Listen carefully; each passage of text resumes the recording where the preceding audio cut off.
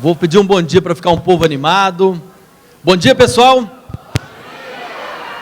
Ótimo. Antes de darmos início ao segundo encontro, o segundo dia do nosso 23º encontro de delegados sindicais, lembramos a todos que, embora não haja obrigatoriedade, o Sérgio-SMIG recomenda o uso de máscaras em ambientes fechados.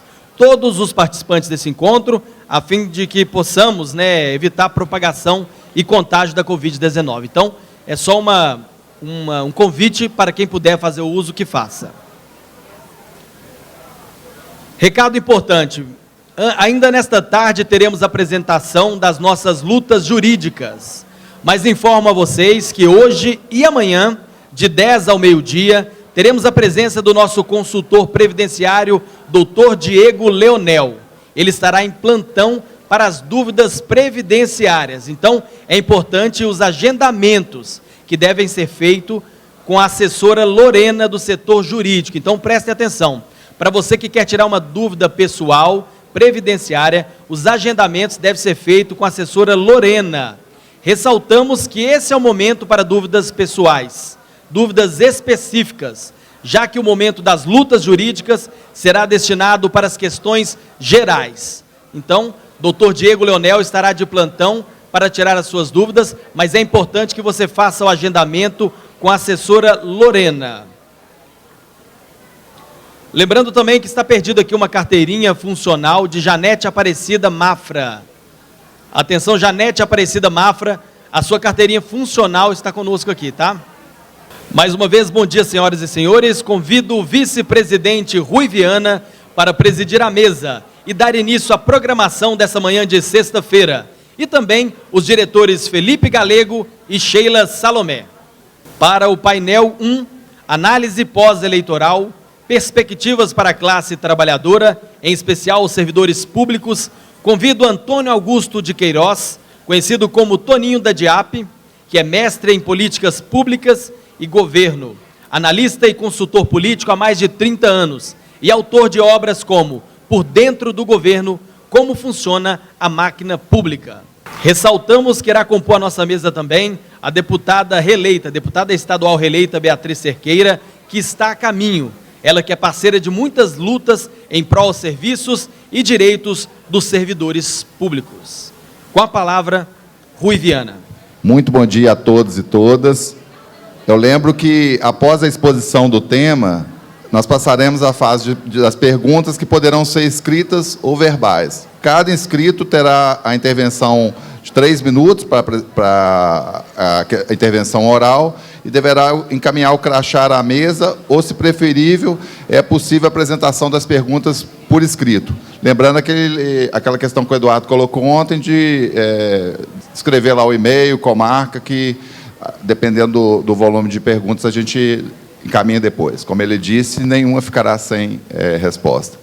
E se houver tempo aí para exceder no prazo, a mesa, conforme aprovado ontem, pode suspender aí algumas inscrições, né? Por favor, Toninho. Toninho, parceiro aí de muita luta, o DIAP tem subsidiado todo o movimento sindical aí com as análises, com as posições de cada parlamentar na reforma administrativa.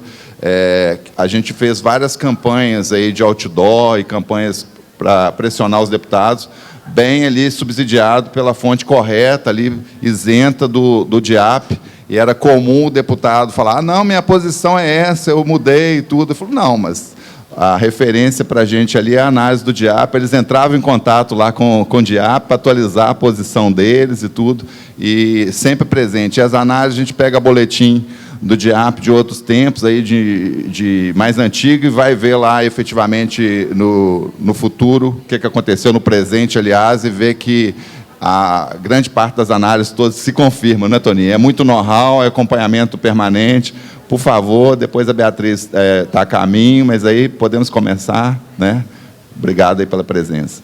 Bom dia a todos e todas. É um prazer participar deste 23º encontro dos delegados do Sérgio-SMIG, e gostaria inicialmente de cumprimentar a diretoria da entidade e parabenizá-la pela realização desse evento no momento que antecede a 2 acontecimentos fundamentais para o futuro do nosso país, né, que vão ter forte influência, né, sobre a conjuntura, sobre o cenário político e as perspectivas de gestão nos próximos 4 anos, que são a transição do governo federal e a posse do novo Congresso. O meu desafio aqui é falar das perspectivas dos trabalhadores, da classe trabalhadora, especialmente para os servidores públicos, né, nesse período pós-eleitoral. Então, a minha ideia é focar aqui e abordar 3 aspectos.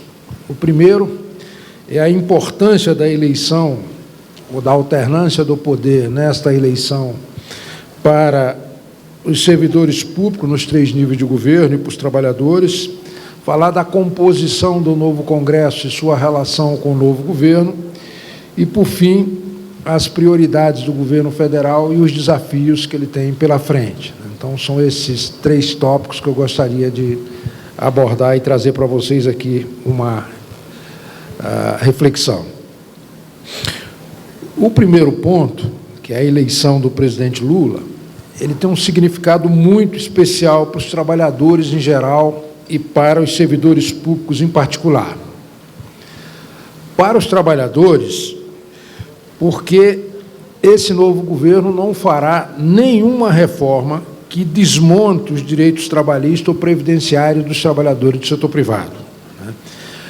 A reforma trabalhista ocorrida no governo Temer, ela foi imaginada para reduzir custos do empregador, né, para ampliar o lucro e a competitividade das empresas, né, para facilitar a precarização das relações de trabalho e asfixiar financeiramente as entidades sindicais. E vem cumprindo rigorosamente esses 4 postulados desde lá. Mas o governo atual, cujo mandato se encerra no dia 31 de dezembro, não estava satisfeito com o resultado da reforma, considerava insuficiente e entendia que, para gerar emprego, era necessário precarizar ainda mais o mundo do trabalho. É por isso que propôs MPs ao Congresso com essa finalidade e encaminhou ao Congresso uma reforma administrativa que, uma vez aprovada essa reforma no âmbito trabalhista, também se aplicaria aos serviços públicos, né? E então encomendou um estudo a um grupo chamado GAET, Grupo de Estudos do Trabalho, coordenado pelo ministro Ives Gandras Martins Filho, né, e o professor Zilberstein, cujo objetivo era aprofundar a reforma trabalhista do governo Temer para os trabalhadores do setor privado, que, por sua vez, uma vez aprovada a reforma administrativa, também podia ser replicada para os servidores públicos. Muito bem, essa proposta consistia na ideia de desregulamentar as relações de trabalho, eliminando a figura do hipossuficiente, que é o reconhecimento em lei de que o empregado é a parte mais fraca econômica, social e politicamente na relação do empregador. Porque, para a defesa do principal, que é o seu emprego, ele, sem proteção legal, abre mão do que se considera acessório, que são os direitos, né? Então, eliminar a hipossuficiência seria entregar as galinhas para serem cuidadas pela raposa, né? E aí não adianta dizer que as galinhas unidas jamais serão vencidas, né? As raposas certamente iriam ter muito mais capacidade de devorá-las. Então, era substituir, na prática, o direito do trabalho, né, pelo direito comum. E o direito comum parte do pressuposto que há igualdade de condições entre as partes e, portanto, não deve haver hipossuficiente. A ideia também era acabar com o seguro-desemprego e, por fim, aquela multa na dispensa do trabalhador. Portanto, acabava, na prática, com o direito do trabalho e, em consequência, com a justiça do trabalho, e não teria razão para existir, por exemplo, fiscalização do trabalho, na medida em que todas as relações no trabalho ou de emprego seriam pactuadas com base no direito comum. E, por fim, acabar com a figura da convenção coletiva, permitir o acordo e apenas por empresa e, de preferência, individualmente. Então, era a adoção do sindicato por empresa, que é o que prevê essa proposta. A eleição do presidente Lula isto vai para a lata do lixo, não vai ter segmento. O novo governo, pelo contrário, vai rever parte da reforma trabalhista do Temer, especialmente alguns aspectos, como o trabalho intermitente. O trabalho intermitente é o seguinte: você é chamado para ficar à disposição do empregador durante o dia inteiro e ele pode usar o seu serviço por 1 hora só, ou não usar, mas você está à disposição. Se ele usar, ele paga. Se não usar, não paga. Não vai pagar, você fica o dia inteiro à disposição para receber 1 hora. Vai regulamentar o trabalho de aplicativos, né? Vai restabelecer a ultratividade da norma, ou seja, uma regra segundo a qual, uma vez firmado um acordo, só novo acordo pode suprimir os direitos assegurados naquele acordo anterior. E permitir, naturalmente, que as rescisões voltem a ser feitas no sindicato, porque atualmente são feitas nas empresas.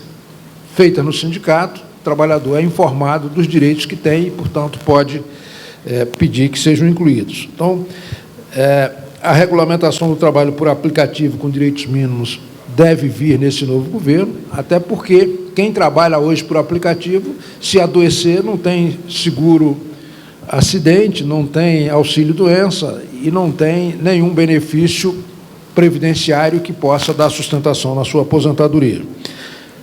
O governo, portanto, o novo governo, em relação ao mundo do trabalho, vai adotar as recomendações da CONCLAT, que foi a Conferência da Classe Trabalhadora, ocorrida em 2022, cujos objetivos são rever parte daquela reforma anterior e fortalecer a relação sindical em bases de igualdade de condições entre patrões e empregadores, né? Em relação ao segundo ponto, que diz respeito aos servidores públicos, a visão do novo governo será completamente diferente da do governo que sai, o governo que termina seu mandato agora. Por exemplo, o novo governo não fará nenhuma reforma da Previdência, nem administrativa, que retire ou suprima direito dos servidores.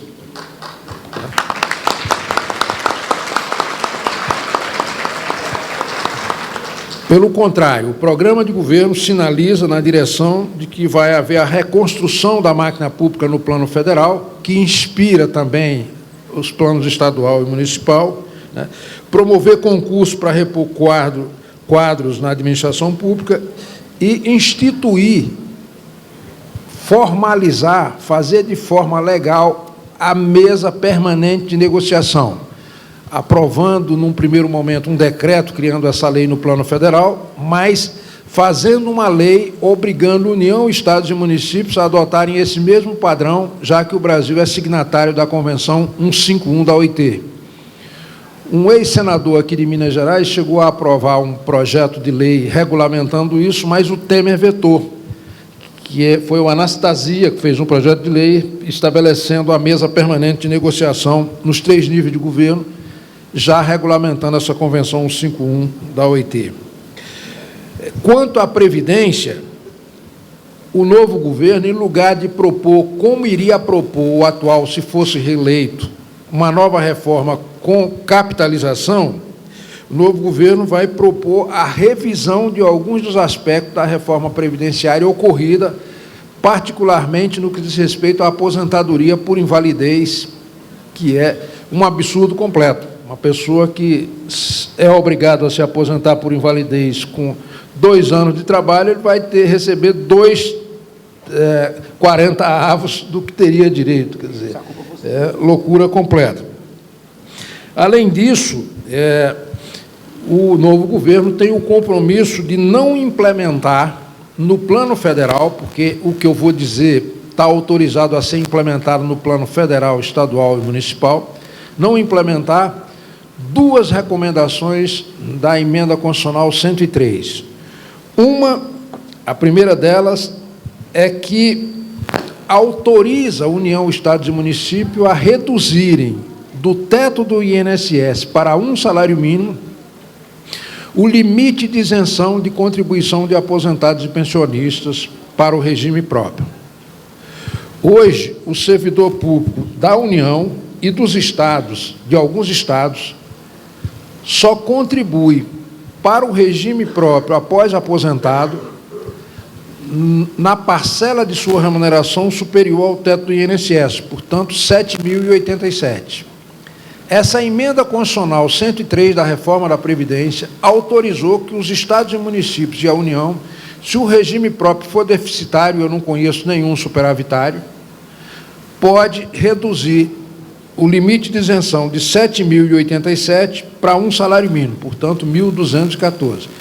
E, em consequência, cobrar a contribuição no mínimo de 14% sobre esses 5.875, que é exatamente a diferença entre o teto do INSS e o salário mínimo. Isso no governo federal não vai ser implementado. Em alguns estados já foi implementado e as pessoas estão pagando 14% no mínimo sobre esses 5.875, os aposentados.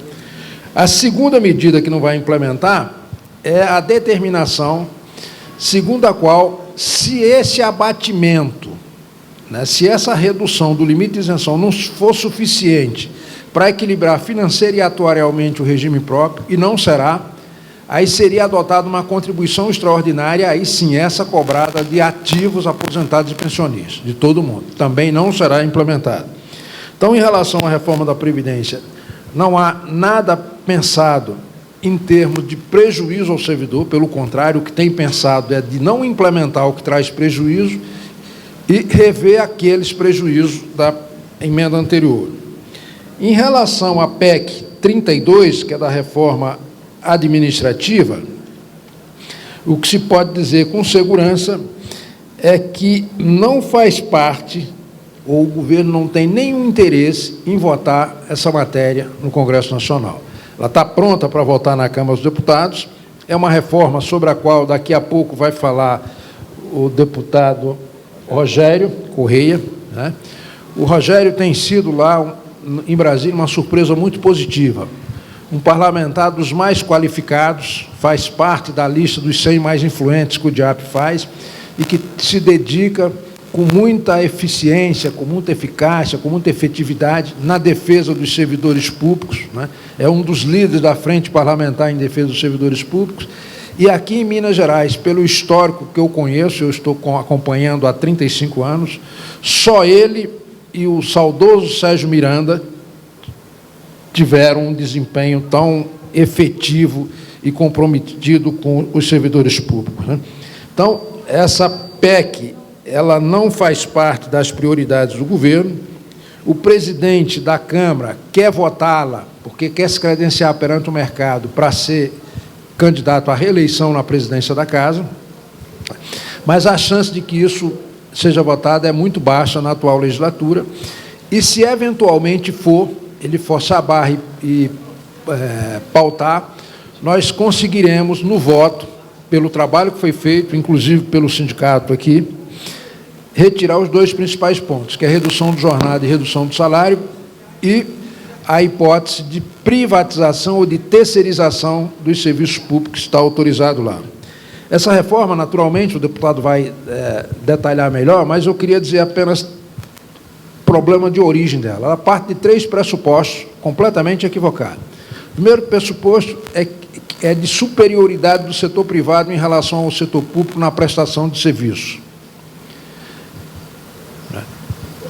Isto não se confirma. Serviço público tem que ser prestado por servidor público de carreira, que deve ter como objetivo a necessidade da população e não demandas específicas que impliquem retorno. A segunda suposição é de que o Estado é ineficiente por natureza. É outra bobagem.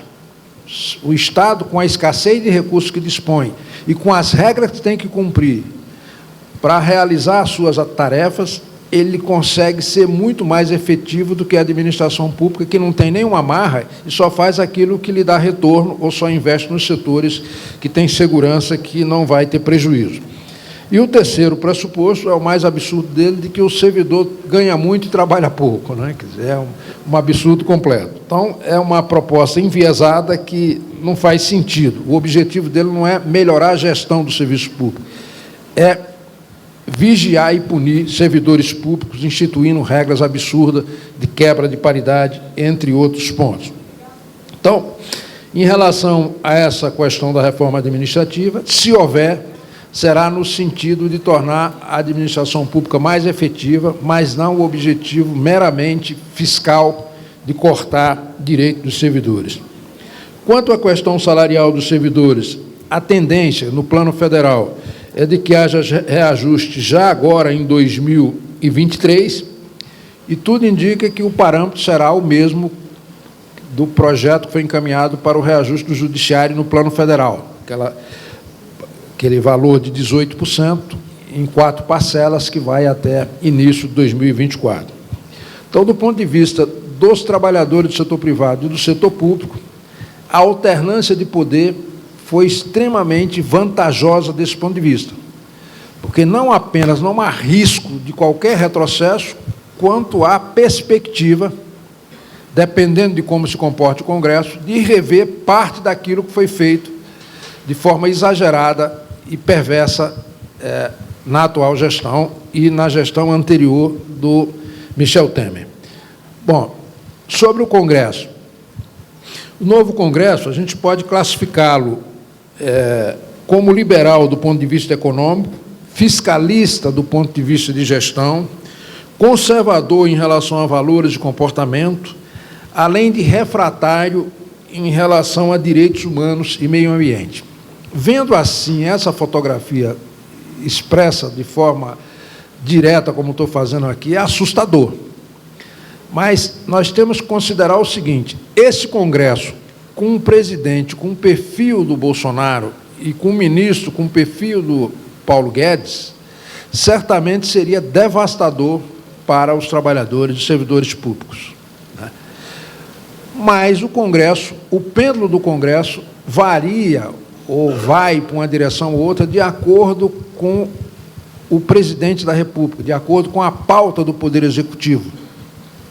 E a pauta do Poder Executivo será a pauta do governo eleito no próximo Congresso, do governo eleito para o ano que vem, toma posse no ano que vem, e, portanto, a pauta desse Congresso, em lugar de ir mais para a direita, ele traz mais para o centro o Congresso. Então, esse Congresso, apesar de ter esse perfil, tende a ser um Congresso mais ao centro do espectro político, né? E isto é bom, porque se estabelece um equilíbrio, as decisões vão ser tomadas com base em evidências, com equilíbrio e, portanto, sem exageros. Em termos quantitativos, a renovação foi de 44%, portanto, dos 513 deputados, 287 se reelegeram. O índice de renovação, por padrão brasileiro, é muito baixo, foi a eleição que teve a menor renovação desde 1990, né? E, portanto, é uma renovação que é considerada baixa no caso brasileiro. No Senado, se disputou, estava em disputa apenas 1/3 das vagas. E dessas 27 vagas em disputa, apenas 5 conseguiram renovar seus mandatos. Significa que houve uma renovação de 81% em relação às vagas em disputa e 27% em relação ao conjunto das vagas do Senado, que são 81. Né? Os maiores partidos foram aqueles que estavam vinculados, que mais elegeram, foram aqueles que estavam vinculados a campanhas presidenciais, no caso o PL vinculado à campanha do Bolsonaro e o PT vinculado à campanha do Lula, né, são as duas maiores bancadas. Do ponto de vista de governabilidade, o próximo presidente da República, a gente faz uma classificação da seguinte ordem, que o governo eleito teria 140 deputados que lhe dariam um apoio consistente, votariam com ele em qualquer hipótese, 159 que dariam um apoio condicionado, ou seja, votaria de acordo com o conteúdo da matéria, passaria por uma negociação, e 214 de oposição. No Senado, esses números seriam os seguintes: 15 de apoio consistente, 32 de apoio condicionado e 34 de oposição. Vendo esses números, do modo que eu estou apresentando aqui, fica a impressão de que o futuro governo não teria condições de governar, porque 214 deputados e 34 senadores representam mais de 2/5 da casa. E, para aprovar a emenda à Constituição, precisa de 3/5. Logo, se a oposição tem mais do que 2/5, estaria inviabilizado. E essa oposição também teria poder para propor CPIs, já que precisa apenas de 1/3. Muito bem. Mas não é assim que vai se dar. Do mesmo modo em que o Congresso é muito conservador e o pêndulo dele virá mais para o centro, ou seja, o Poder Executivo vai influenciar nisso, a gente, ao analisar esses dados, precisa fazer uma análise mais qualitativa a respeito deles. Será que essa oposição vai marchar unidas? Em 2003, quando Lula se elegeu pela primeira vez, a oposição dele na Câmara era de 190 deputados, 24 a menos do que a atual. Mas essa oposição era centralizada em 2 partidos, o PSDB e o PFL. E ambos foram oposição aos 4 governos do PT. Era uma oposição pautada pela ética da convicção, ou seja, se partiu desse governo, sou contra. A atual oposição, embora numericamente um pouquinho maior, ela é formada basicamente por 3 partidos, e esses 3 partidos foram base do governo do PT nas 4 eleições presidenciais do PT. O PL, o PP e o Republicanos, com outro nome na época, que era o PR. Né? Então, apenas 1/3 desses 214 deputados e dos 34 senadores são ideológicos, ou seja, eles vão se alinhar à orientação de oposição. Os demais são pragmáticos e, portanto, vão agir de acordo com a conjuntura, de acordo com a conveniência, de acordo com as negociações, e os governos, de um modo geral, dispõem de 3 instrumentos para formar a coalizão de apoio. Negociar o conteúdo da política pública, compartilhar a gestão, oferecendo cargos na administração pública, naturalmente com critérios republicanos, e o terceiro, liberar recursos do orçamento por liberalidade, por convênios, etc. Então, desse ponto de vista, o dado quantitativo é assustador, mas quando se faz uma análise qualitativa, se vê que é possível compor maioria e ter voto lá. Em relação às bancadas informais, a impressão que a gente tem também, por isso que eu estou insistindo muito nisso, a aparência é a essência. Né? Nem sempre a aparência reflete efetivamente a essência. Né? Então, por exemplo, a bancada empresarial diminuiu. A primeira impressão, considerando que é um Congresso liberal e fiscalista, que teria aumentado, diminuiu de 242 para 210. A bancada ruralista diminuiu, caiu de 107 para 81. A evangélica reduziu, elegeu grandes nomes, mas quantidade menor. A de segurança pública, policial linha dura, diminuiu também em relação à atual.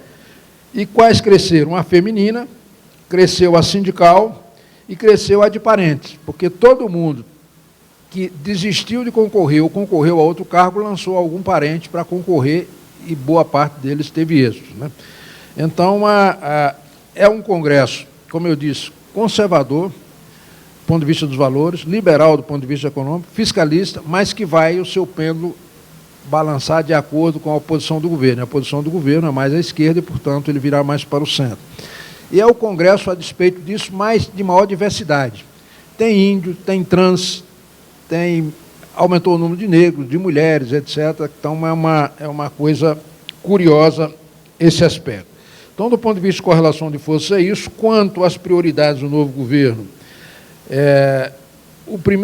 a primeira prioridade, que é indispensável, é arrumar uma forma de retirar do teto de gasto um volume de recursos que seja suficiente para cumprir 2 compromissos de campanha, que não foi só do atual presidente, foi também do candidato eleito. Então, o Lula e o Bolsonaro, ambos, propuseram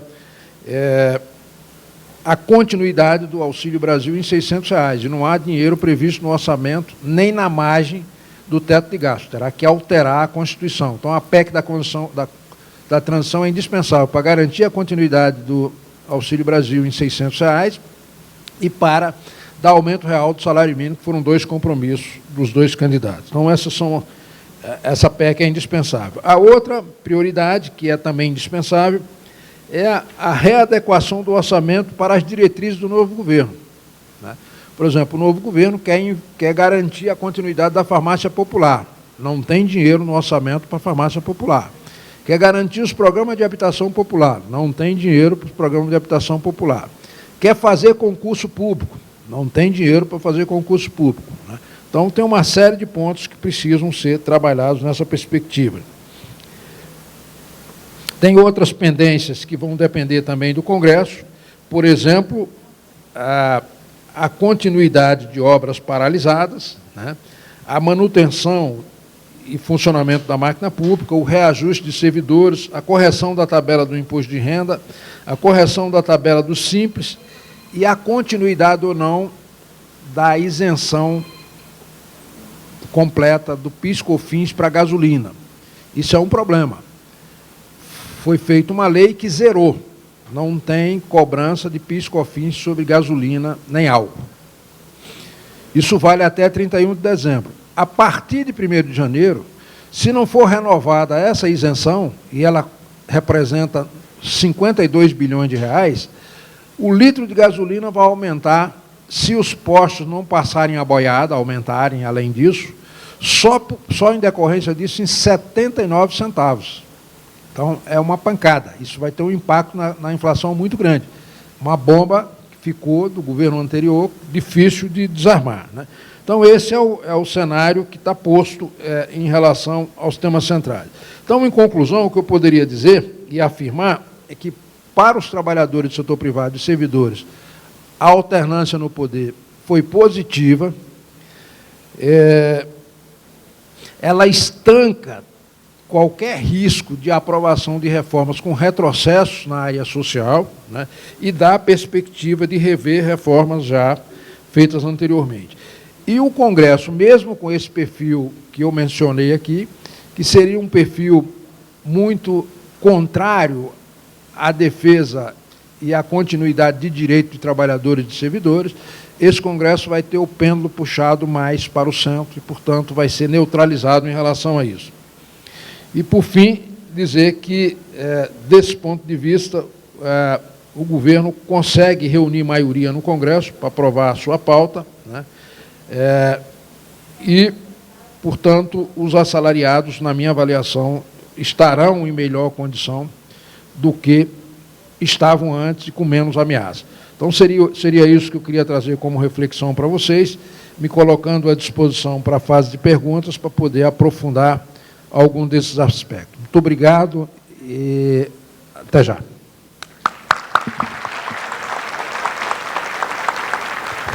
Muito obrigado, Toninho. Nós contamos aqui com a presença da deputada mais votada aqui reeleita, mais votada aqui das Minas Gerais. A segunda votação entre os 77 parlamentares da próxima legislatura. Tem participado dos nossos eventos aí desde os encontros regionais, na condição lá de presidente do Sindiúti, e atuado aqui, Beatriz, a gente tem colegas servidores desse último concurso que tomaram posse, muito em decorrência do esforço pessoal, claro, mas muito também em decorrência da atividade parlamentar, das emendas, dos pedidos de vista, das audiências públicas. Temos vários colegas também que foram promovidos na promoção vertical, graças àquele trabalho de articulação, de segurar o projeto. Alguns não compreendiam, a Beatriz pediu vista do projeto, mas tinha toda uma estratégia de tensionamento, de abrir espaço para que nós, dirigentes aqui, pudéssemos articular junto ao tribunal, e, efetivamente, a gente teve os avanços. Amanhã a gente vai ter mais oportunidade de falar um pouco sobre isso no resumo de lutas, Eduardo vai estar colocando. E agradecer mesmo, Bia, porque a gente acompanhou, eu, Eduardo e a Ana, estivemos lá no gabinete dela essa semana, e a gente acompanhou como a agenda estava cheia, mas na pasta de cada um já tinha recebido a programação com o nome da deputada Beatriz Cerqueira, mesmo ela não tendo podido confirmar a presença, mas é porque essa parceria é muito bacana. Por favor, Beatriz, é com muito prazer que a gente te recebe mais uma vez aqui, e mais uma vez agradecendo mesmo pelo esforço que eu sei que tem lá a Assembleia, fiscaliza as inúmeras atividades, mas seja muito bem-vinda com a palavra aqui, valeu mesmo. Bom dia. Saudade de vocês. De fato, nós já nos encontramos há 12 anos, né? Eu acho que a primeira vez que eu participei foi em 2010, né? Onde a gente se articulou nas lutas. Então, muita saudade de ver tanta gente de luta, tanta gente importante, se reunindo num momento tão necessário, tão importante. Eu peço desculpas pelo meu atraso, viu, Toninho? Queria ter te ouvido desde o início, mas você me perdoa. Mas muito obrigada pela gentileza de ser convidada para estarmos aqui conversando sobre pautas tão necessárias e importantes. Quanto tempo eu tenho? 30 minutos. Nossa Senhora. Perguntei aqui quanto tempo eu tenho para a gente poder conversar um pouco. Primeiro, dizer exatamente isso, Rui. Os 248.664 votos foram votos em defesa do serviço público, né? Essa votação ela não foi uma votação individual, de mérito pessoal, mas foi uma votação que refletiu as pautas que nós travamos e lutamos na Assembleia, né? Então, foram votos em defesa do serviço público. Acho que, para os outros setores, o serviço público é um aprendizado. Conseguir compreender que, no judiciário, tem servidores públicos, que olha para o judiciário e vê só o salário do desembargador, né, e os benefícios do desembargador, não entende que aquela estrutura depende de servidores que são, muitas vezes, mal remunerados, que precisam ter negociações coletivas garantidas e, muitas vezes, não têm. E acho, então, que é pedagógico, não é, esse processo, quando a gente faz cada luta e a gente se soma na luta de um todo. São votos, então, em defesa das nossas pautas. E me permita também uma consideração. Por nós, mulheres, não é? Essa pauta ela não é uma pauta acessória, faz parte da luta de classes. Nós, mulheres, temos sido cada vez mais alvo de violência política de gênero.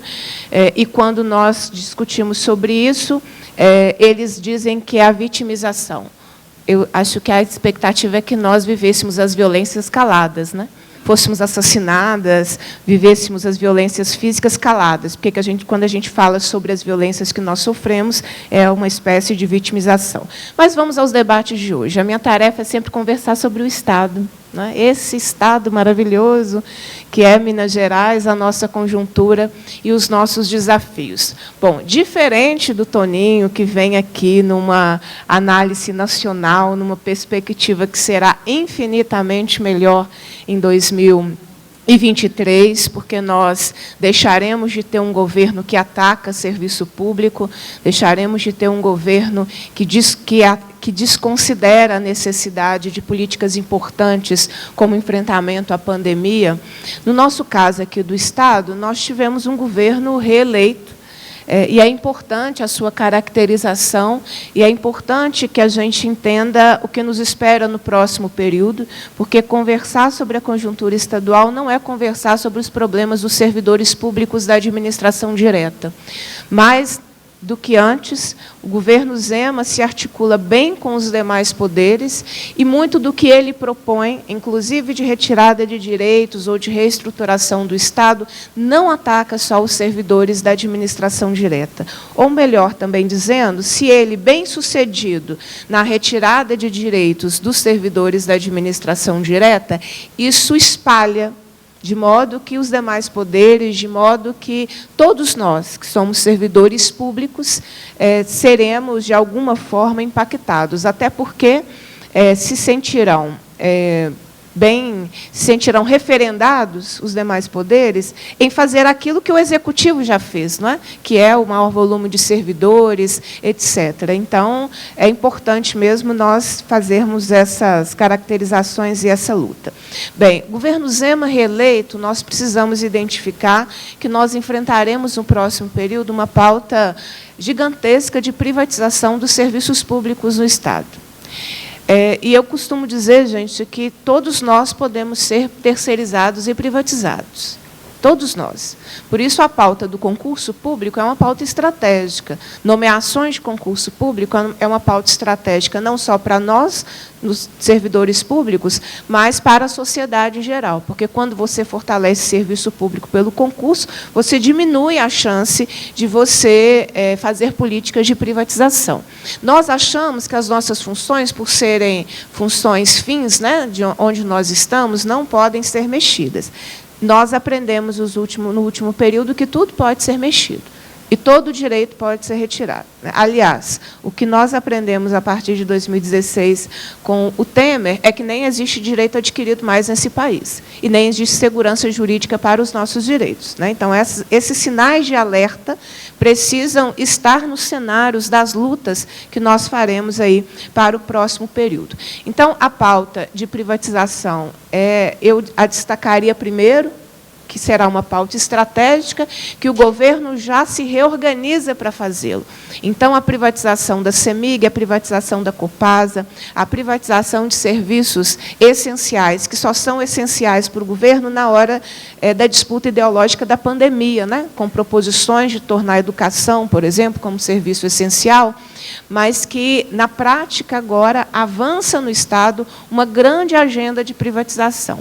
Da entrega da gestão dos hospitais, da rede FEMIG, nós já estamos aí com 2 editais, sendo em curso ou sendo finalizados, da entrega de gestão de hospitais para OSs, que são empresas que são criadas, eu vou falar a tradução real, né?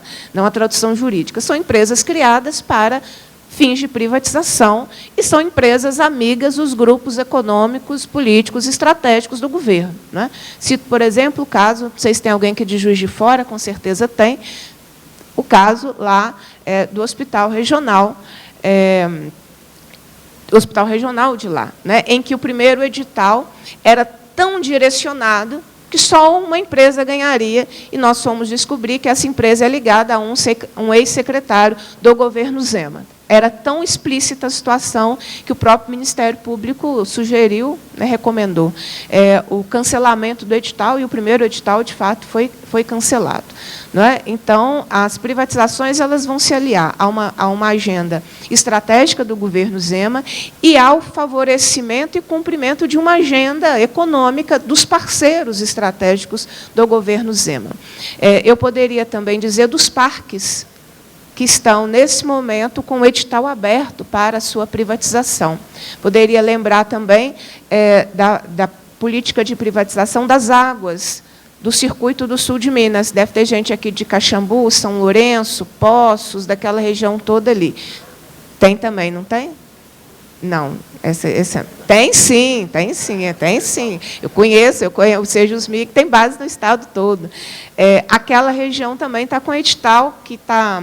Esse edital foi suspenso, mas a suspensão do edital não é a desistência da pauta. É porque eles querem aperfeiçoar alguma coisa, sei lá, se eles querem colocar uma regra que só uma empresa consegue vencer, né, aquele edital. Mas o dos parques está em aberto até agora, no final do ano. E o da educação, que... a perspectiva e o planejamento do governo para o ano que vem é entregar quase 200 escolas para a gestão privada. Né? Atualmente, já existe esse projeto no Estado, são 3 escolas da região metropolitana cuja gestão é feita por uma OS de Feira de Santana, da Bahia. Então, eu estou citando aí algumas questões que nós já enfrentamos, que o governo pretende alargar a sua agenda de privatização para 2023. Isso porque a pauta estratégica do Partido Novo, ou do grupo que hoje comanda, né, continuará comandando o Estado, é uma pauta da diminuição do Estado. Porque é a visão de mundo.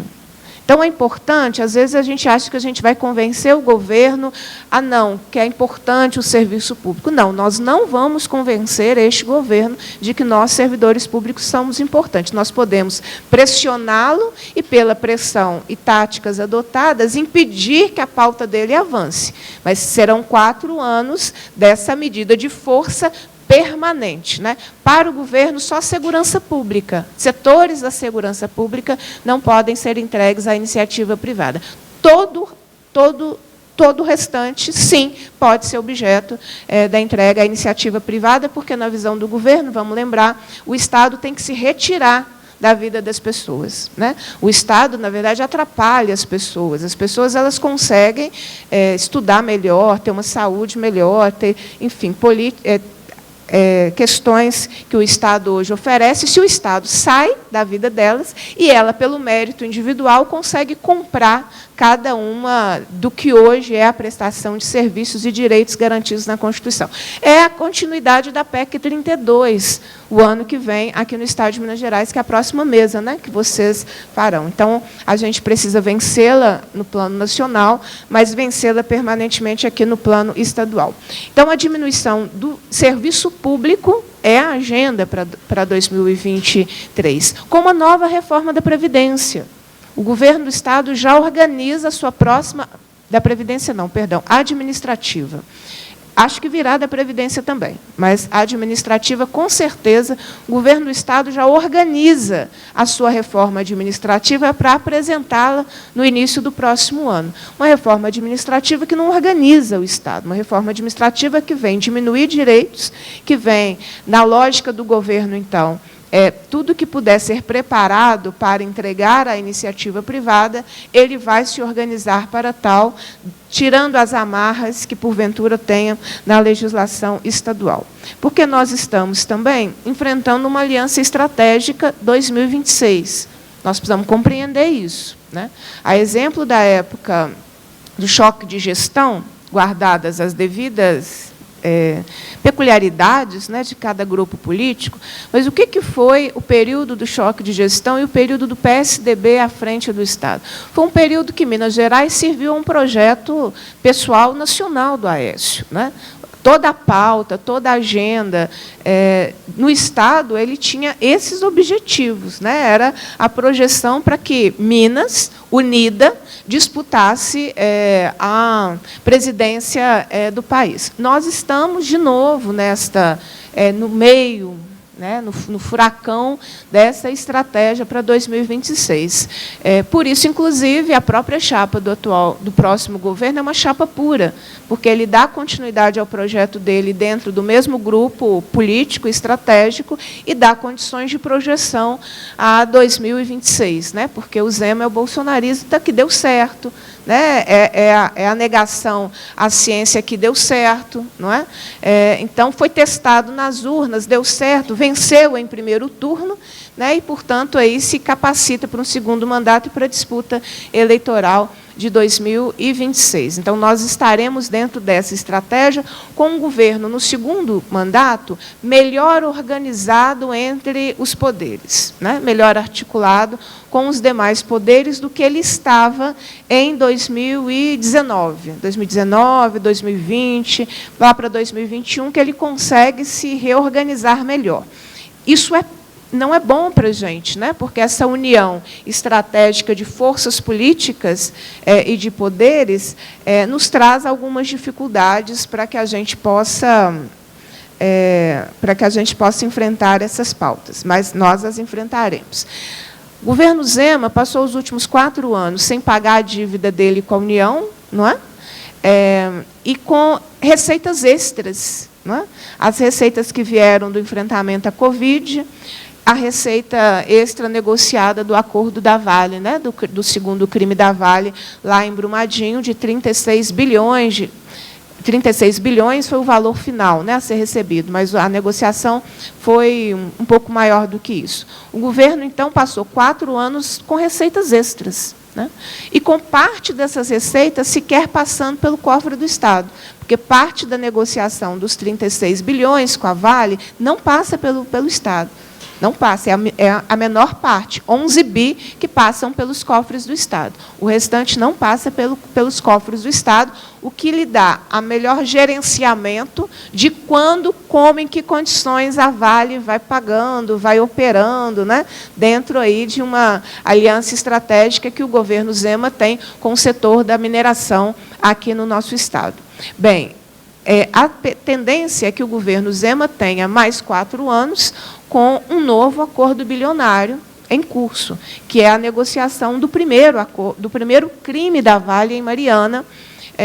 As negociações superam 100 bilhões de reais, né? E o governo receberia um pouco mais de... O governo receberia, não.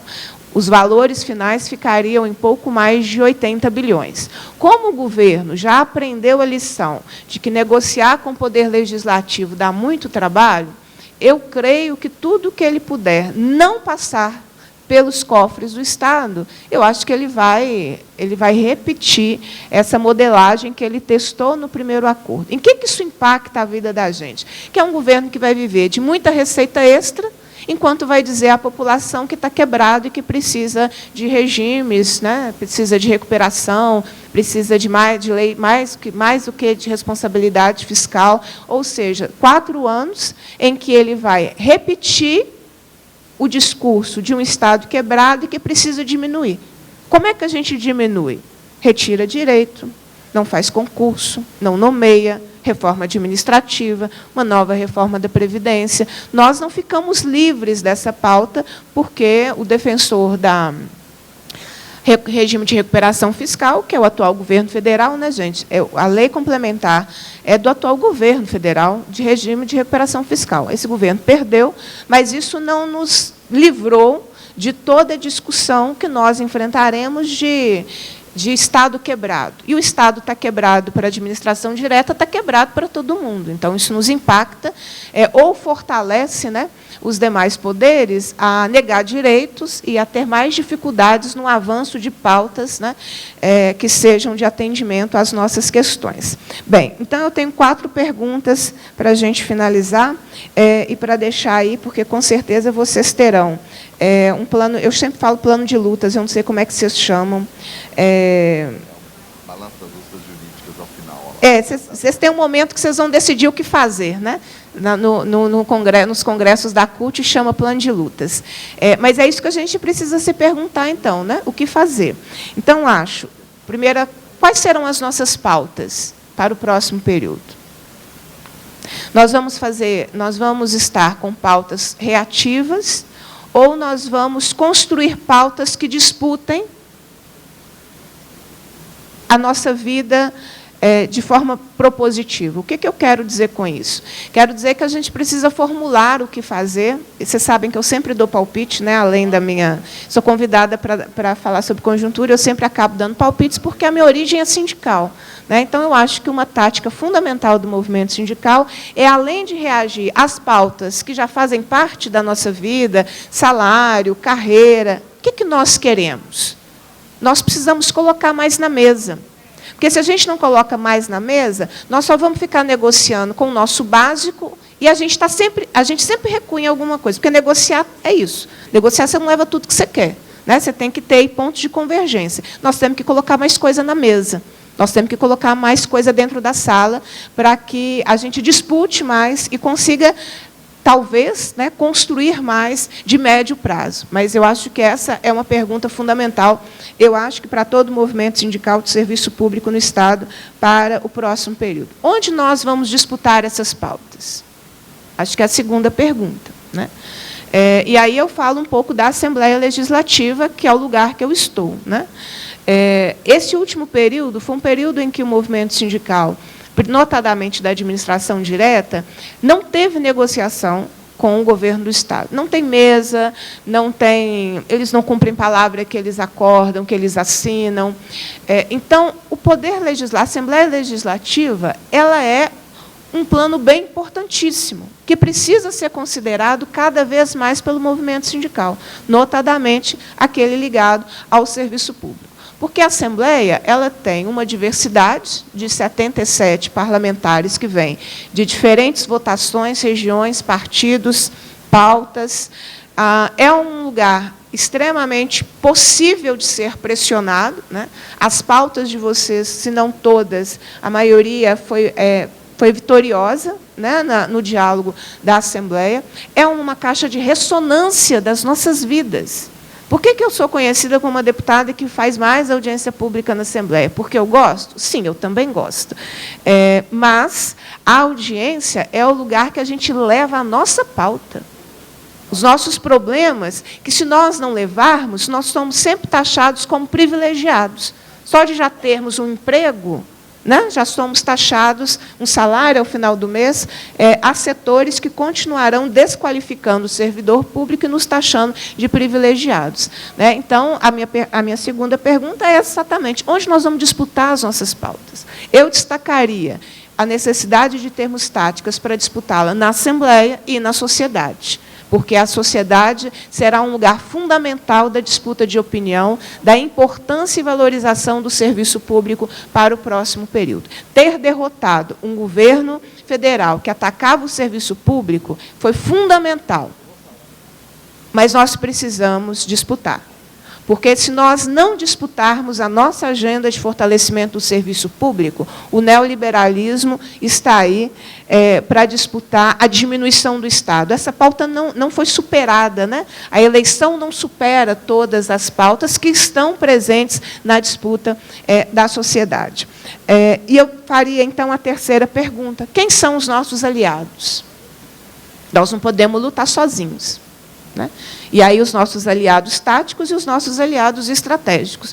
Os estratégicos são aqueles que a gente divide uma visão de mundo e de projeto, né? E os táticos são aqueles que naquele momento a gente consegue fazer luta junto, que são importantes, que são necessários. Né? Essa é uma das maiores lições que eu aprendi quando coordenava o Sindiúti, porque eu conversava com todos os deputados, ou com todos os líderes, né? Aquele que no dia anterior estava nos atacando e que no dia seguinte também vai nos atacar. Mas a gente busca construir alianças táticas que são, talvez, muito mais efetivas, né, no plano imediato, para as nossas lutas e as nossas pautas.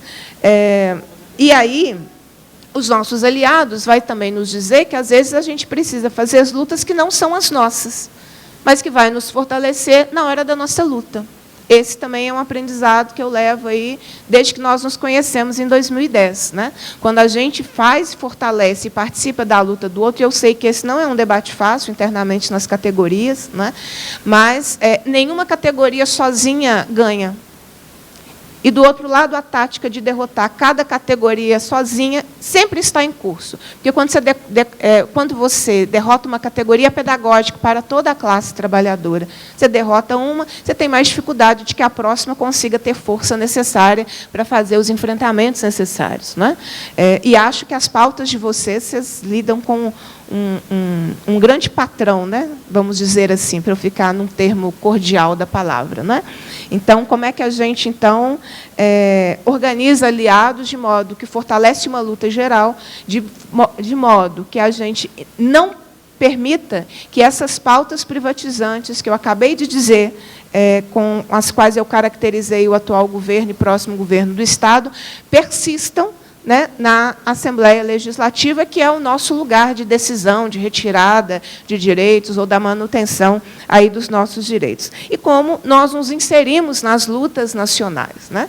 Você tem pautas que são fundamentais. Eu acho que o próximo período será um período que nós precisamos ter aprendido a lição que veio desde 2016. Né? A interrupção da democracia, a deposição de uma presidenta eleita por uma votação interna do Congresso, sem crime de responsabilidade. Não importa o que a gente pensa da Dilma.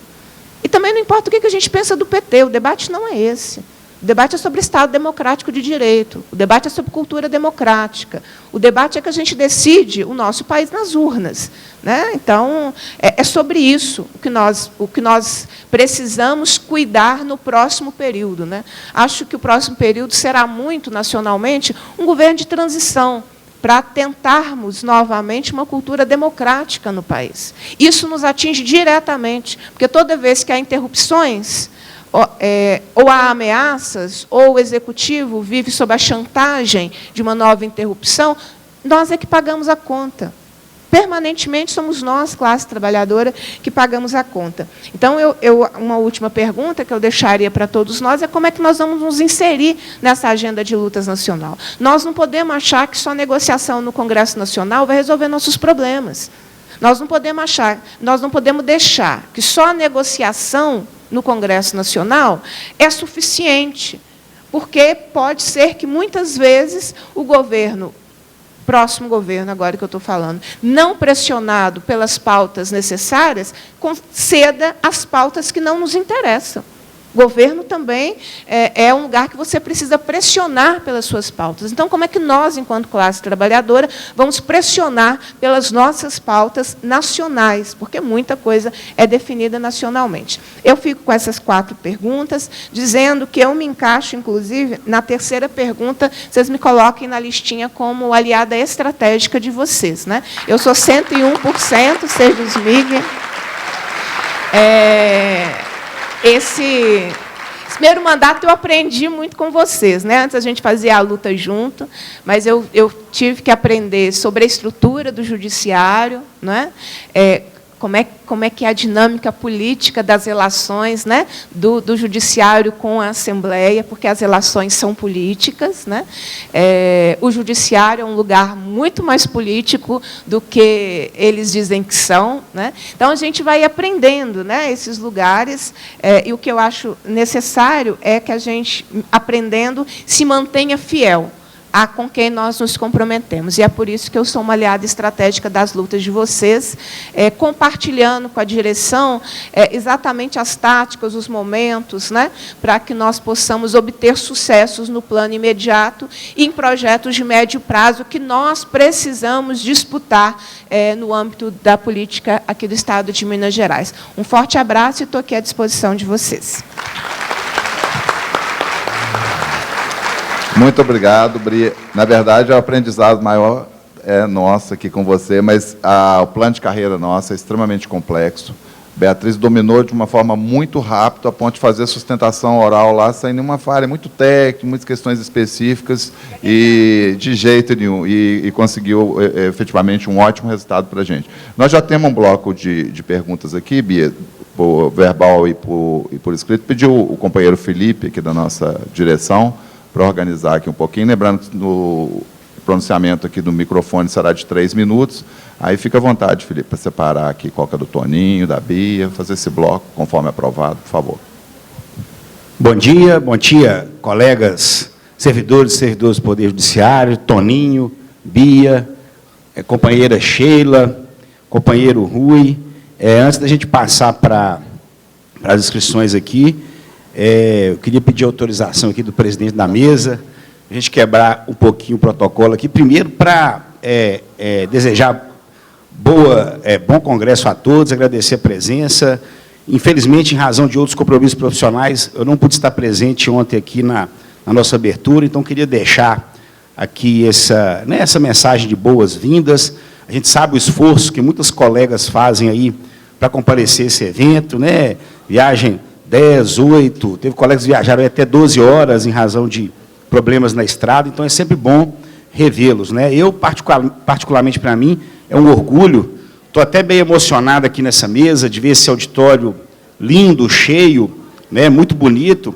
Primeira vez que eu participo do encontro de delegados como diretor do sindicato, já participei, salvo engano, de uns 10, né, como delegado sindical, como vice-delegado sindical na minha comarca de Vespasiano, e para essa gestão eu tive essa honra de ser convidado para fazer parte, né, e estou aqui disponível, com muita vontade, com muita luta, né, com muita gana para a gente defender os interesses dos servidores. Estava presente, Bia, em 2010, lá no Tauá, né, na sua palestra, parece que foi a primeira vez que você participou, e eu não esqueço jamais, eu sempre me lembro do vídeo que você passou, da menininha que tentou empurrar uma árvore, você lembra disso? Uma árvore debaixo da chuva sozinha, aí uma árvore que caiu debaixo de um temporal, e parou o trânsito, aí a menininha foi lá, tentou empurrar a árvore, e depois outras pessoas se juntaram, né? Isso representa muito bem o que é o nosso congresso aqui, o nosso sindicato, né? Unir, lutar e vencer. Então é isso. Sobre a palestra aqui dos nossos convidados, né? Falas excelentes, demonstraram aí de uma forma muito precisa e com excelência o cenário, né, para os próximos anos aí na nossa política, tanto no âmbito nacional como estadual, e aqui no estado de Minas Gerais, né, um cenário um pouco mais preocupante, em razão da reeleição do governo Zema, que é claramente um governo contra o serviço público e, consequentemente, contra o servidor público, né? E no cenário nacional, graças a Deus, né, a gente descontinuou o governo do presidente Bolsonaro. Com as palavras aqui do Toninho da DIAP, a gente fica satisfeito e vê que a gente fez um belo trabalho em tentar convencer os colegas servidores públicos, especialmente os servidores do Poder Judiciário, o prejuízo que a gente teria se o governo Bolsonaro continuasse. Toninho leu aqui uma série de medidas contrárias ao trabalhador, contrárias ao serviço público, né, que, felizmente, não terão continuidade no governo que foi eleito. Então, eu acho que, nesse ponto aí, foi muito positivo para nós as eleições. Já no Congresso Nacional e na Assembleia, né, infelizmente, não elegemos tantos deputados progressistas como a gente queria, né, Bia? Deputados que defendem o serviço público, defendem o servidor público e, consequentemente, defendem a classe trabalhadora e a classe mais pobre, que é a classe que mais precisa do serviço público aqui no Brasil. E como a deputada Beatriz muito bem esclareceu, né, nós aí fomos eleitos, os servidores públicos, inimigos da nação, né, nos últimos 6 anos, aí, 6, 7 anos de governo, sofremos ataques de tudo quanto é lado, de tudo quanto é natureza. Então, por isso que é importante a gente nos unir, lutarmos, e quando formos convocados, irmos à luta, irmos para a rua para defender os nossos direitos, para defender os nossos interesses, porque retrocessos a gente não pode aceitar. E, graças a Deus, a gente conta com parceiros, deputados nas casas legislativas, como com a Ana Beatriz, como o Rogério Correia, né, que é aí o nosso pai e a nossa mãe nas nossas casas legislativas. E muito obrigado. Viu, Bia? Então, vamos lá. Vamos passar para as perguntas. Nós vamos ler aqui, na ordem de inscrição, 3 perguntas que foram enviadas aqui para a mesa escritas. Nós temos aqui para falar na tribuna, inscrição de 2 colegas. A primeira pergunta aqui, na verdade, nem é uma pergunta. A colega, não sei se é colega servidor ou servidora, não colocou o nome, Toninho, mas está pedindo aqui para, se for possível, você repetir o número de deputados que têm apoio consistente ao governo, aqueles que têm apoio condicionado e quais são de oposição. Repetir aqueles números, você já passou, tá? Nós vamos falar em bloco de 5. Você quer esperar para você anotar aí? Tá. A segunda pergunta é para o Toninho também, é do nosso colega William, lá de Paraguaçu. Toninho, você disse que o governo que assumirá não fará nenhuma reforma trabalhista que prejudique o trabalhador. Aí ele faz a pergunta: sendo a futura formação do Congresso de maioria de direita, o que o Executivo poderá fazer para barrar projetos de leis contrários ao interesse do trabalhador? Beleza, Toninho? Então, próxima pergunta. Pode chamar uma. Tá. Não só mais uma. Eu já fiz 2, essa aqui. E agora, a próxima pergunta é para a deputada Beatriz. Também aqui não colocou o nome de quem faz a pergunta. Deixa eu ver. Ana, você sabe nos dizer sobre o PL 3537? 3537 de 2002, de autoria do deputado Antônio Carlos Arantes, que veda a eliminação de candidato com classificação acima de número de vagas previsto no edital de concurso. Tá? E a próxima inscrição, na ordem aqui, nosso querido presidente Eduardo, está inscrito para falar. 3 minutos, por favor, viu, presidente? Respeita o regimento do nosso Congresso. Conclua, companheiro. Eu queria, primeiro, agradecer os nossos palestrantes, Toninho do DIAP, Beatriz Cerqueira. Beatriz, nós que aprendemos com você, com o seu mandato, viu? O seu mandato democrático, participativo, sempre de portas abertas ao Sejusmig, e às demais entidades sindicais. Essa semana mesmo nós estivemos lá no seu gabinete, você nos recebeu muito gentilmente, e nós vimos ali o tanto que sua agenda está apertada, e mesmo assim você se esforçou, se desdobra em 1000, né, para vir aqui nos atender e dialogar conosco. Eu queria fazer duas perguntas, uma para a Bia e uma para o Toninho. A Bia, você falou que o governo pretende apresentar uma reforma administrativa no ano que vem. Ele já apresentou uma dentro da reforma da Previdência, que nós conseguimos fatiar com o trabalho das entidades sindicais, a nossa resistência, né, Marco? E com o trabalho parlamentar de vocês por dentro, no parlamento, nós conseguimos fatiar e tirar da reforma da Previdência a reforma administrativa. Mas ela está lá, é a PEC 57 e o PLC 48. Acaba com o quinquênio, essa é a proposta do Zema. Acabar, suprimir quinquênio, trintenário, ADE, férias-prêmio e até o mandato sindical remunerado. Então, essa é a ideia de governo e a ideia de projeto que o Zema tem para o serviço público. Com a virada da legislatura, esses projetos, como ficariam esses projetos? Seriam arquivados, e aí ele apresentaria um novo projeto, e aí perspectiva de vir um projeto de reforma verdadeira, porque reforma, quando a gente faz uma reforma, é para melhorar. Se você faz uma reforma na sua casa, você vai fazer uma área, propor uma melhoria, aumentar um quarto, fazer uma suíte. Então, quando você quer destruir, precarizar, isso não é reforma, isso é destruição. Então, se esses projetos seriam arquivados, se ele proporia um novo. E uma outra pergunta, Bia, também para você, é como está a perspectiva.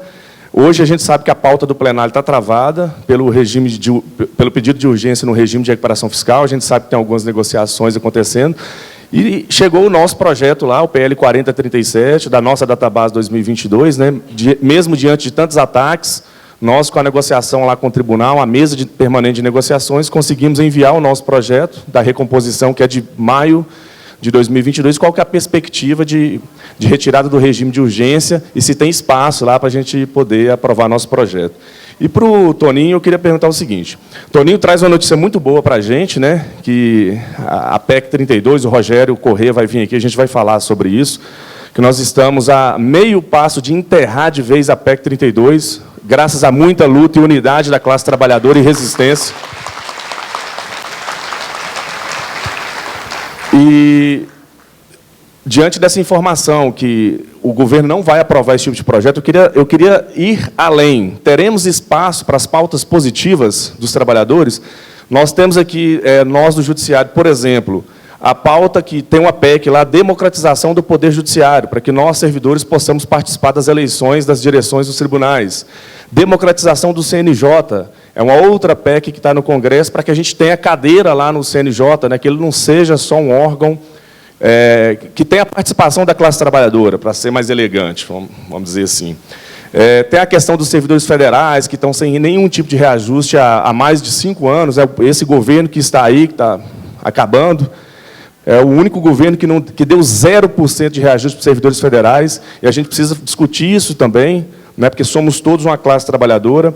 E temos outras demandas, por exemplo, o exercício da advocacia para os servidores do Poder Judiciário e do Ministério Público, rediscutir a reforma trabalhista, rediscutir uma reforma da Previdência, pautas positivas, e também a PEC 555, que é uma PEC importante que busca isentar de contribuição previdenciária os aposentados e pensionistas. Então, teremos espaço para discutir as pautas positivas no próximo governo? Para encerrar o bloco de perguntas, convidamos aqui nosso colega Arnaldo, de Belo Horizonte. Bom dia, senhores, senhoras, participantes do 23º Encontro de Delegados e Delegadas do SEJUSMIG. Bom dia, direção executiva do SEJUSMIG. Pois é, tem alguns questionamentos aqui. Se isso for levado adiante, né, esse regime de recuperação fiscal, como o governador Zema está querendo, eu observo que houve receitas, como a Beatriz Cerqueira bem enfatizou aí, né, e que o Zema, né, mesmo com essas receitas, acho que ele quer prejudicar-nos, né? E eu observo assim, houve uma possibilidade de compensação aí, de pegar uma receita em decorrência da Lei Candir, né, de 126 bilhões de reais. Né? Aí a minha pergunta é a seguinte: ainda há a possibilidade de reivindicar essa receita? O direito está precluso? O que é que está acontecendo? E com relação ao regime de recuperação fiscal, eu diria que isso não é uma garantia de ajuste nas contas públicas, né? Até porque o Estado do Rio de Janeiro aderiu ao regime de recuperação fiscal e a dívida do Rio de Janeiro saltou de 234% para 319%. Né? Então, essa não é garantia de ajuste nas contas públicas. Isso é uma falácia de que regime de recuperação fiscal vai sanear as contas públicas. Né? E outro questionamento que eu faço é que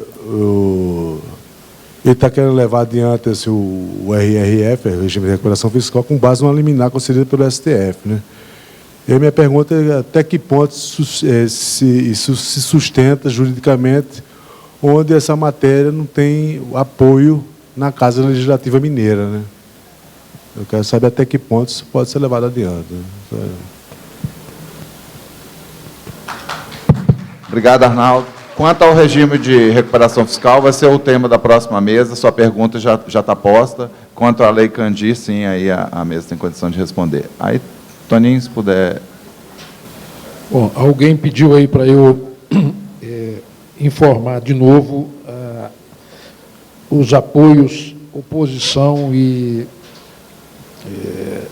independentes no Congresso. Bom, na Câmara dos Deputados são 140 de apoio consistente, formado pelos seguintes partidos: PT com 69, PDT com 7, PSB com 14, PSOL com 12, PCdoB com 6, Avante com 7, PV com 6, Solidariedade com 4, PROS com 3 e Rede com 2. Então, esses aqui são os 140 de apoio consistente, ou seja, votam, usando a expressão da deputada Beatriz, aliado estratégico, né? Que marcha junto. Aliado tático, o apoio condicionado, é o pessoal formado por 159 deputados. Estão nesse grupo União Brasil, com 59, o PSD, com 42, o MDB, com 42, o Podemos, com 12, e o Patriota, com 4. E os 214 de oposição, como eu disse, é aquela oposição que vai se dividir nessa condição. Possivelmente 2/3 se comporte mais como independentes ou apoio condicionado do que como oposição, porque ideológico mesmo só 1/3, são os seguintes partidos: o PL com 99, o Republicanos com 47, desculpa, o PP com 47, o Republicanos com 40, PSDB com 13, Cidadania com 5, PSC com 6, Novo, que foi dizimado nacionalmente, com 3, e o PTB com 1.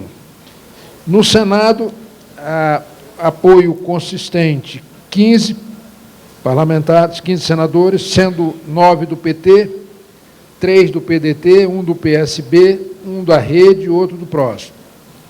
32 independentes, o apoio condicionado. PSD 11, MDB 10, União Brasil 10, Cidadania 1. E 34 de oposição, né? PL 14, PP 6, Podemos 6, PSDB 4, Republicanos 3 e PSC 3. Dado interessante, no Senado, como o parlamentar que é eleito numa eleição majoritária, ele não está sujeito ao princípio da fidelidade partidária. Então, ele pode mudar de partido sem perda de mandato. E haverá muita mudança no Senado, e essa mudança, quando ocorre, sempre ocorre da oposição para a situação, nunca o inverso, né? Então, a tendência é de que haja mudança nessa perspectiva. Há aqui uma indagação que consiste em afirmar que se não haverá mesmo nenhuma reforma trabalhista que prejudique os trabalhadores, considerando que o Congresso é um Congresso hostil aos trabalhadores, e o que o governo poderia fazer. Bom, como eu disse, as pautas do governo é que direcionam as prioridades do Congresso. O governo Bolsonaro foi o único governo na história da República pós-64 em que o Congresso aprovou mais leis do que o Executivo. Em toda a história, o inverso é que acontecia. O Executivo sempre aprovou mais leis do que o Congresso, ou seja, teve mais leis de sua iniciativa. Dessa vez foi menor, porque era um governo que não tinha coordenação política, né? Aliás, era antissistema, hostilizava o Centrão, depois trouxe o Centrão para a base para evitar a abertura de processo de impeachment ou perseguição aos seus filhos detentores de mandato e, portanto, não tinha nenhum compromisso com formulação de políticas públicas. Durante o seu mandato, 90% do seu tempo era ocupado fazendo disputa política e 10% governando. No caso do governo Lula, vai ter um núcleo, um centro de governo muito articulado na relação com o Congresso. Então, você tem líder do governo na Câmara, no Senado, tem vice-líder, tem ministros políticos, e tem uma determinação de que deve ter diálogo, tem que conversar. E, então, portanto, em primeiro lugar, esse grupo não vai deixar pautar nada que seja contrário aos trabalhadores. E, se pautar e, eventualmente, aprovar, veta, né? Pelo contrário, vai apresentar uma pauta que vai tentar modificar aquilo que foi retirado, considerado exagerado, né? E essas forças do Congresso é que vão reagir para não deixar aprovar a revogação desses retrocessos. Mais novos retrocessos, eu garanto a vocês que esse risco não existe, porque a pauta vai ser, em relação a esse grupo, mais propositiva e menos defensiva, vamos dizer assim. O presidente indaga aqui se vai ter espaço para pautas positivas lá no Congresso. Vai ter espaço para pautas positivas, sim, especialmente aquelas pautas que fortaleçam o diálogo, o entendimento, espaço de negociação, né? As pautas, ele mencionou uma aqui, da presença dos servidores no Conselho do Ministério Público, né? Um dos exemplos. Isso é fundamental para que haja uma maior democracia nesses espaços. Então, o restabelecimento desse espaço de diálogo certamente virão e vai sim ter espaço positivo, porque agora, né, o Rogério, que ficava lá na defensiva, contestando as posições do governo Bolsonaro, agora é a turma do Bolsonaro que vai contestar as iniciativas dele, ou seja, ele é que vai ter preponderância em pautar e não apenas reagir. Então, vai ser muito mais propositivo desse ponto de vista do que era na condição de oposição. Então, temos espaço, sim. A PEC 555, que é aquela que extingue a contribuição de aposentados e pensionistas, essa contribuição não faz mais nenhum sentido.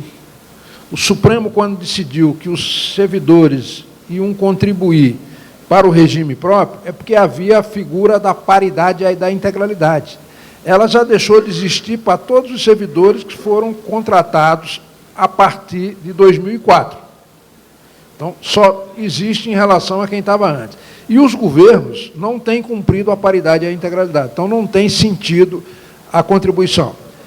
Ela foi instituída naquela época no Supremo sob o fundamento de como havia paridade, e podia haver uma reestruturação remuneratória à véspera de alguém se aposentar, por exemplo, e dobrar o salário dessa pessoa, e ela passar a usufruir desse salário, desse provento dobrado em relação ao seu salário anterior, sem que tenha contribuído para isso. Então, se criou o sistema solidário para isso.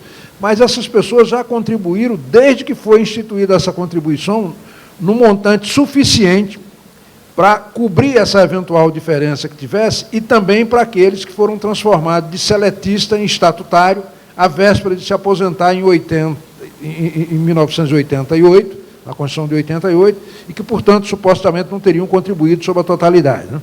Então, já não se justifica mais. Então, é um tema que certamente voltará à pauta, e acho que é possível ter diálogo a esse respeito.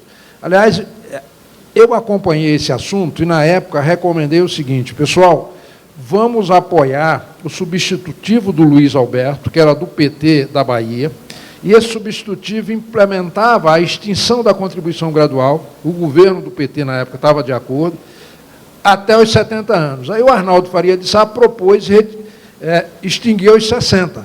Aí o governo foi contra e não se implementou. Se tivesse sido extinta aos 70, há 10 anos atrás, essa contribuição já não estaria mais sendo cobrada, né? Então, um erro de calibragem fez com que os aposentados e pensionistas continuassem contribuindo sobre esse período todo. Acho que respondi todas as indagações. Obrigado.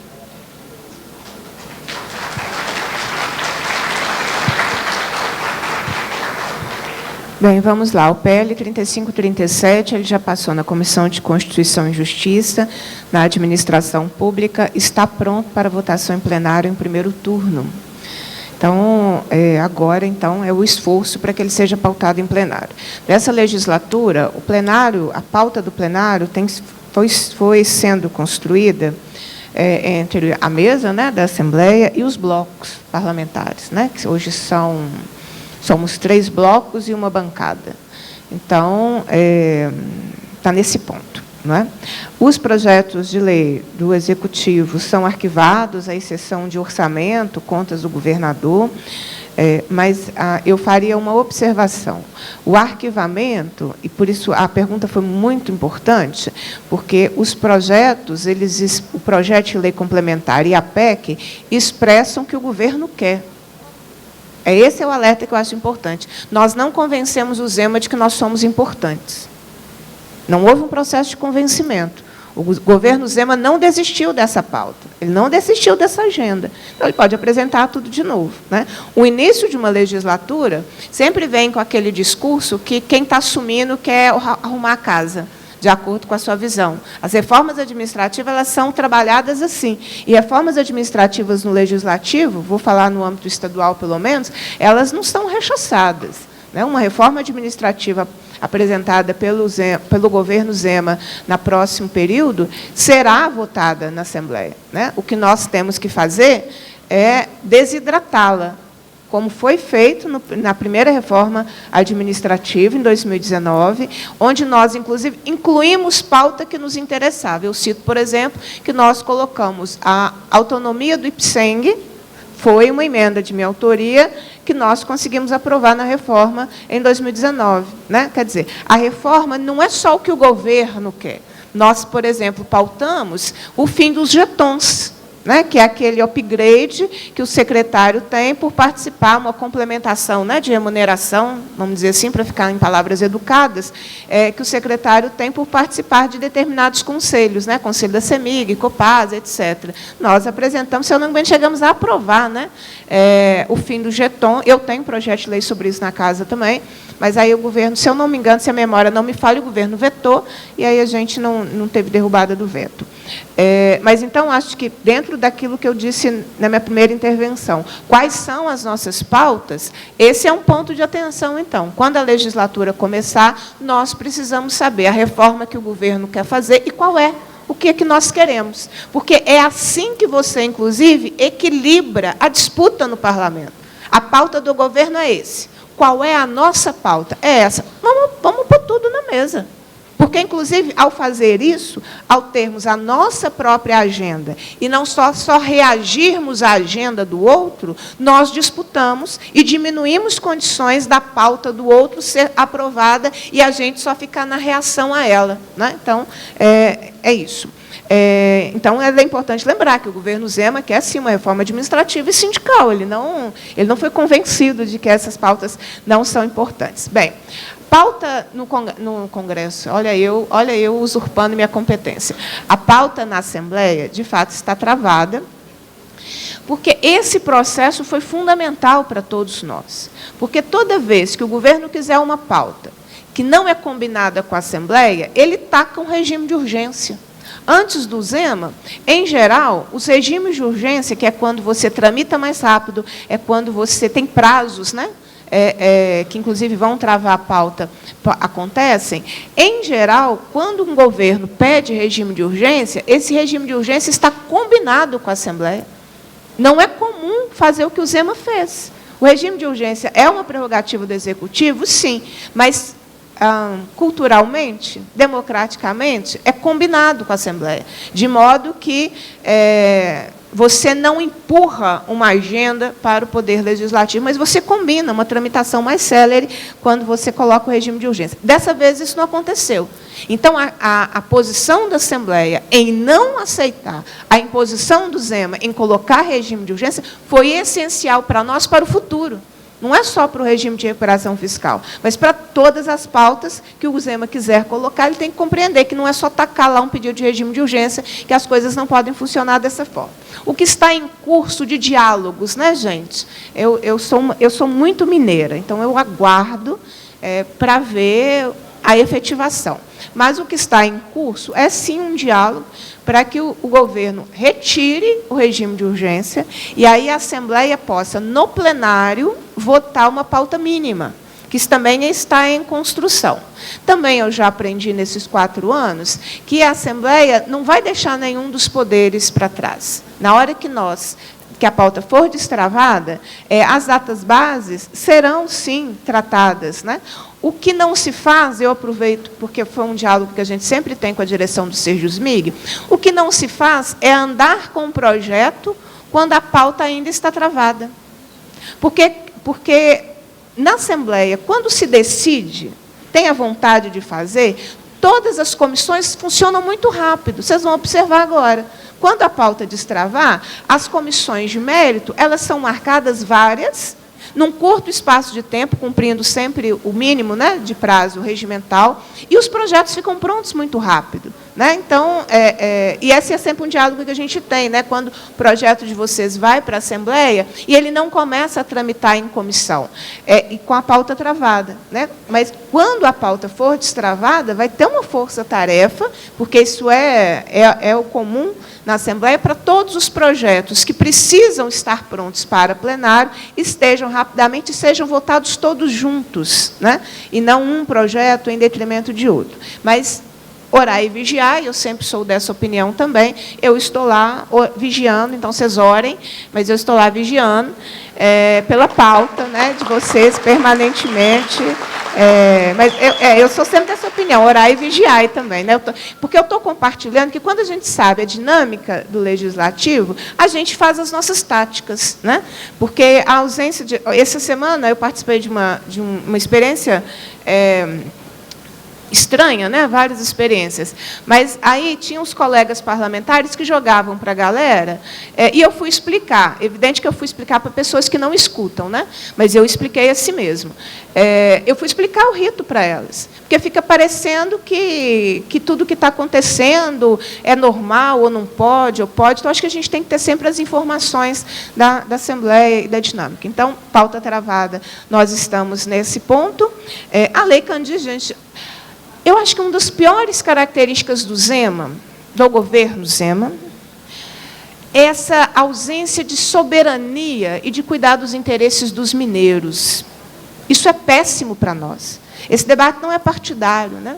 O governo fez uma negociação rebaixada dos valores da Lei Candir, né? Poderia ter lutado mais em relação a ela, mas a negociação aconteceu com a União no âmbito ali do STF. Né? Nós, inclusive, debatemos os números à época, demonstramos o que estávamos perdendo, né, de receita vinculada, inclusive, com essa negociação. Bem, então, acho que eu respondi todas as perguntas. Vou responder uma pergunta que não é minha. Teremos espaços para pautas positivas? Vamos cavar espaços por pautas positivas? Esse espaço não virá naturalmente. O governo federal terá toda a disposição em construir. Eu não falo pelo governo federal, mas eu falo pelos compromissos que o candidato e hoje presidente Lula, eleito, assumiu. Mas tem que ser pressionado pelas nossas pautas. Pressionar não é ser contra o governo, pressionar não é desrespeitar o governo, não é isso. Nós estamos num país de classes. Se nós não fizermos a nossa luta de classes, o lado de lá já está fazendo, há muito tempo. Né? Então, é sobre isso, sobre a gente se organizar. Né? Se nós não puxarmos uma revisão da reforma da Previdência, ela não vai cair no nosso colo, pessoal.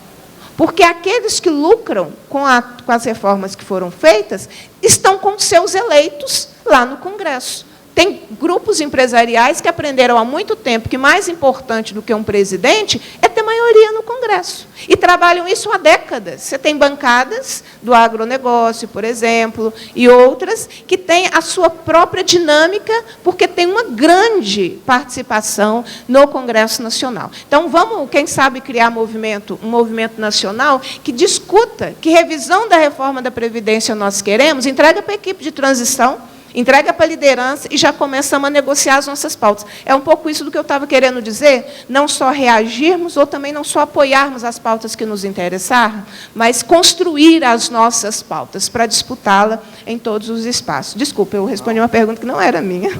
Foi mal. Terão outras aqui. Com essa resposta da Bia também, ela respondeu ao Eduardo e também ao Eberton, lá de Ipanema, da questão da database. Eu peço o apoio aqui da companheira Sheila para formular as últimas perguntas, aí a fase de recebimento está encerrada. Bia, muito obrigada pelos esclarecimentos. Toninho nos traz um alento e Bia nos traz um alerta. Tem uma pergunta aqui do William, de Paraguaçu. Você fala em pauta neoliberal de diminuição do Estado. Não seria correto dizer que o que se tem é a inversão das prioridades do Estado, retirando políticas públicas e sucateando o serviço público para privilegiar setores privatistas e empresariais? Outra pergunta. Existe no Estado espaços de encontro dos diversos sindicatos existentes para o fornecimento das lutas comuns? Quem pergunta é a Cátia de Araçuaí. E a Roberta de Araxá pergunta, no primeiro mandato, o governo Zema praticamente não teve uma base articulada na Assembleia, principalmente por inépcia própria. E, no segundo, quais as suas expectativas sobre a formação de uma base da situação competente para aprovar suas pautas? Olha, o Toninho nos alertou de uma coisa, né, gente? Governo atrai, né? No sentido de ele ter em sua base, né, o poder atrai, o orçamento atrai, de ter na sua base deputados que sempre estarão, né, ou, como eu gosto de dizer, colegas parlamentares que sempre estarão na base de um governo, seja ele qual governo for. Esse movimento ele é comum, né? Assim, ele é usual. Comum, não sei, mas ele é usual. O governo melhorou, né? Ele aprendeu com as dificuldades que ele enfrentou na Assembleia Legislativa. Então, o governo está tentando, sim, se articular melhor, né, para esse segundo mandato. Os resultados nós veremos ano que vem, né, com a eleição da mesa diretora, que acontece no dia 1º de fevereiro, e, consequentemente, a organização das comissões, das 22 comissões da Assembleia, notadamente as principais, né, Fiscalização Financeira, Constituição e Justiça e Administração Pública. Então, e nós também estamos nos articulando, né? Nós temos hoje um bloco de oposição que já do processo eleitoral, ele já nasce pronto, né? Nós aumentamos o número de deputados de oposição e temos na casa também a cultura de você ter um grupo de parlamentares independentes que vão atuando em alianças táticas, né? De acordo com a pauta, que habitualmente tende a ser o maior grupo da Assembleia. Mas é importante ir acompanhando para ver como é que esse desenho vai se configurar para o próximo período. Dizer a vocês que eu pleiteio, né, continuar numa comissão, que é a comissão que passa grande parte da pauta de vocês, que é a administração pública, né? Hoje eu sou membro efetivo da comissão, sou a que represento o meu bloco parlamentar lá, e eu já coloquei o meu desejo, a minha lista de desejos uma delas é permanecer lá na administração pública. A questão de espaços e encontros dos sindicatos, bem, aí essa é uma questão, acho que é para a própria direção do Sejusmig dizer, espaços que hoje vocês têm de articulação. Na Assembleia nós promovemos vários, né?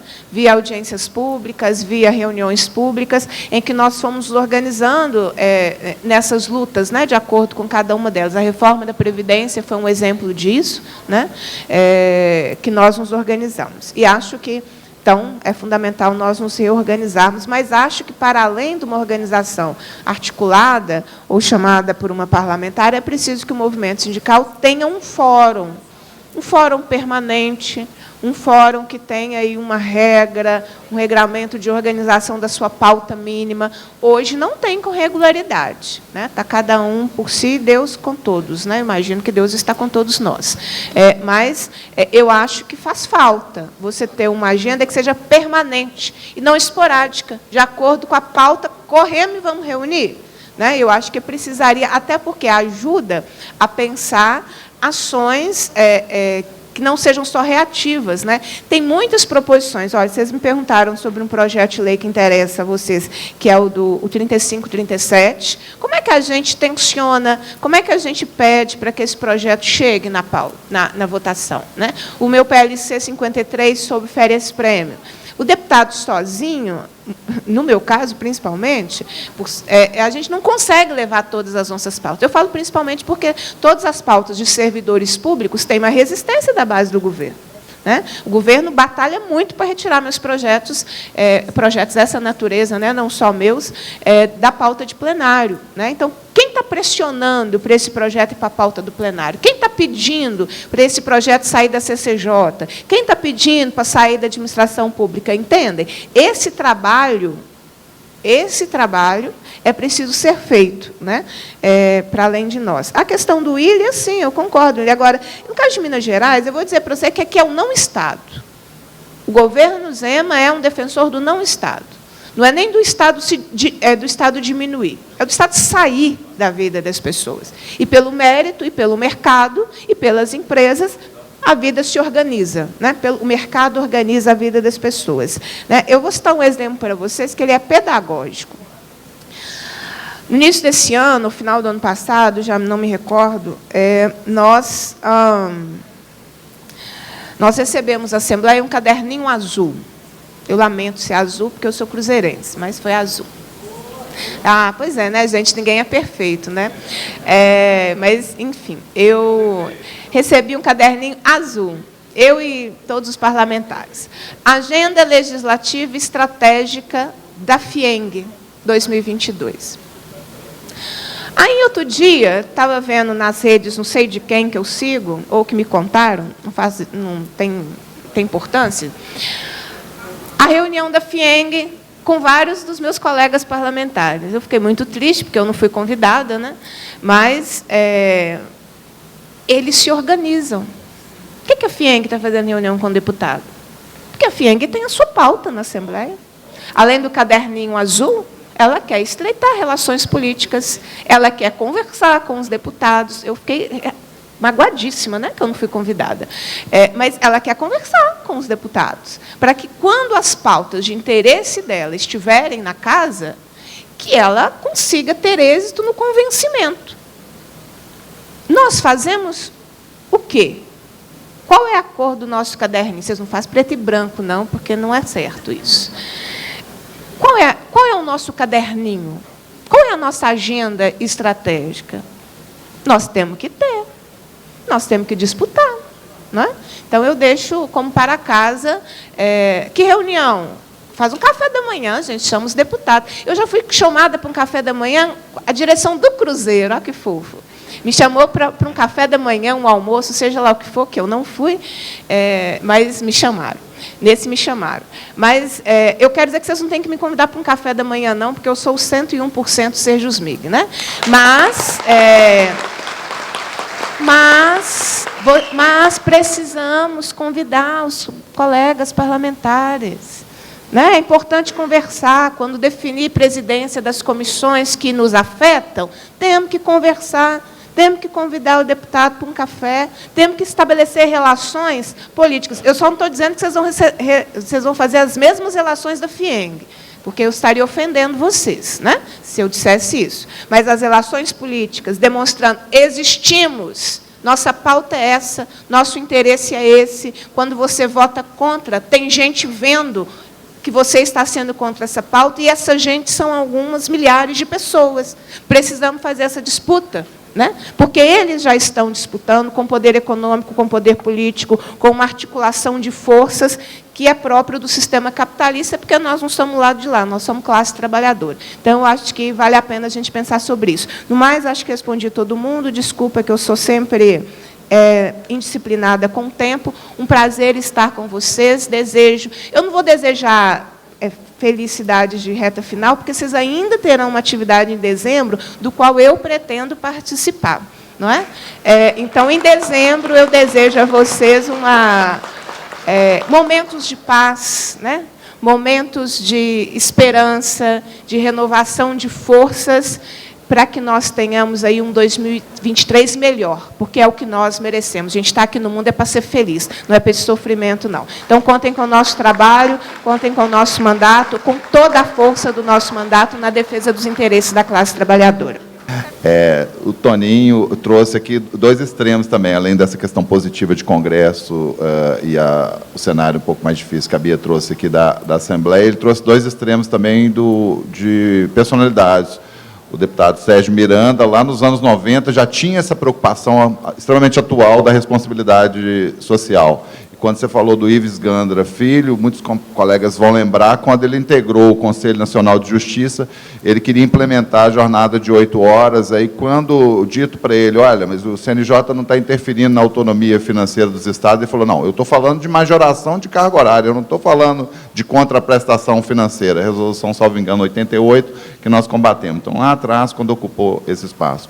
E a Bia, mais uma vez, obrigado, Bia. E você também tem a nossa solidariedade, que a gente aprende sempre bastante quando você diz que pensar diferente é necessário, faz com que as instituições cresçam. A gente tem esses debates internos nossos, mas tem a nossa solidariedade quando os ataques deixam de ser no campo político das ideias e infelizmente, continua. Recentemente, você ainda sofreu alguns ataques, terá sempre a nossa solidariedade. Muito obrigado mais uma vez. Eu agradeço à companheira Sheila, ao Felipe aqui, e a gente o cerimonial já vai dar início à próxima mesa. Obrigado mais uma vez. Viu, Toninho?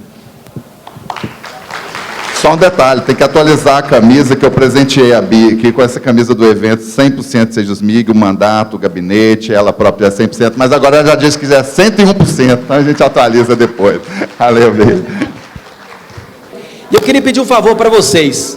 É natural que a gente sempre está na rede social aí, compartilhando, né, contactando. Sempre que forem compartilhar conteúdos do encontro de delegados, a gente pede que vocês marquem a hashtag 100% Sejusmig. Isso vai nos dar força para alcançar mais pessoas e compartilhar aí essas lutas. Então, simultaneamente ao evento, a comunicação está produzindo alguns conteúdos, alguns materiais. Fiquem à vontade para compartilhar nas redes sociais e sempre, caso tenha oportunidade, marcando a hashtag, aquele quadradinho assim, ó, jogo da velha, 100% Sejusmig. Tudo bem?